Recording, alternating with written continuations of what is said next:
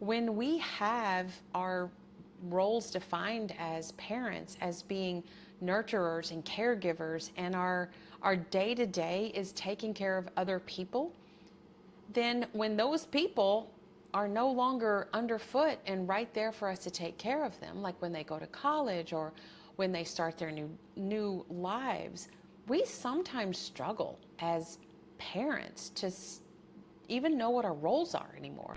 Hello, and welcome to Soul via Soul. I'm your host, Jada, and this is a show where we will help you navigate your midlife awakening with inner child healing and holistic health tools from a therapist and physician assistant so you can create a life that you love and one that loves you back.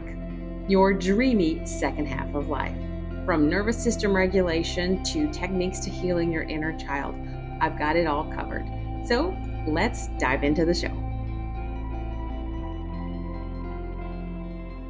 It's Mother's Day weekend, and this is actually, I'm recording a couple days after Mother's Day.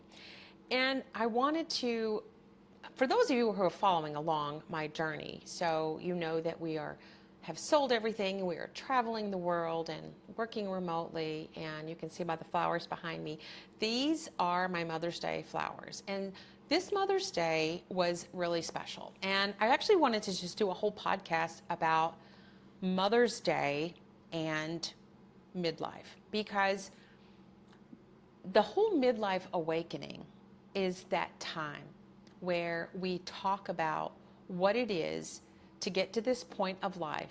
It's the time we come up for air. It's the time that we kind of look around and understand that our duties and our responsibilities as mothers, as caregivers, as parents may have changed. And often that can be a confusing time, because when we have our roles defined as parents, as being nurturers and caregivers, and our day-to-day is taking care of other people, then when those people are no longer underfoot and right there for us to take care of them, like when they go to college or when they start their new lives, we sometimes struggle as parents to even know what our roles are anymore. Like, how do we define ourselves outside of the role of parent?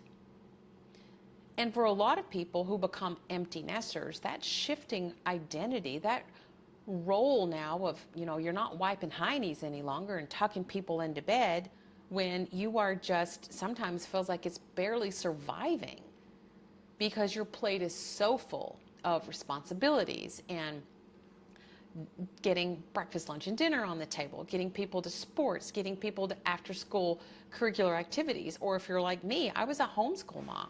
So I was on 24/7. It was all those things, and there was no break in the day for me. It was me educating my children and spending time with them, which was absolutely the most enriching part of being a mother, was also being their primary educator. It was the greatest gift in the world.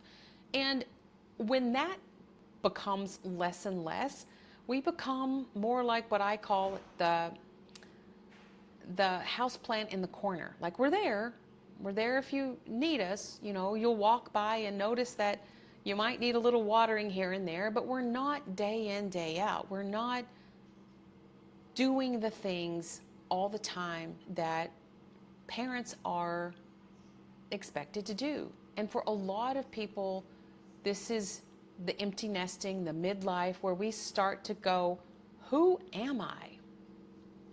And maybe for the first time in your life, you look around and go, well, what do I do now? What do I do now? And midlife can be a time of a lot of confusion for people. And all of those compounding, conflicting, changing roles of who we are can leave people feeling very unstable. And midlife can be that time where we also say, wow, I don't have those day-to-day responsibilities. I actually have a little more time. How do I fill that time with things that fill me up? with things that light me up, with things that bring me the greatest joy I could imagine? And those are great questions. And often, if you haven't done the job of nurturing yourself and loving yourself, there can be this very sharp decline of, I don't know what to do. And that can be very unsettling. That can be, for a lot of people, it can send them into a spiral of depression and anxiety, which I see in my private practice. I see that, especially women whose primary role has been caregivers, come to this point of life and they go, I don't know who I am. I don't know who I am. And often in those situations, I tell people through programs or in my private practice, we go back and we go, okay, well, we're going to have to go way back. We're going to have to go all the way back to childhood, because sometimes there may be a nugget in childhood. In fact, a lot of people say, my childhood was great. But if you didn't feel loved, if you didn't feel seen, if you saw a lot of strife in your parents' communication, if there was someone with an addiction, you can be left feeling like there are lots of little traumas that leave you feeling uncertain about your worth, uncertain about who you are, which then can bubble up in midlife, where we suddenly go, I don't know what brings me joy. I don't know if I can ask to have a fuller life or a bigger dream, and we hold ourselves back. And that's why going back and doing the inner child healing often occurs in midlife. It's because we come to that point where we finally come up for air, and that's often the time that we're ripe to do the work of healing so that we can create that bright, big, beautiful tomorrow and live the life of our dreams.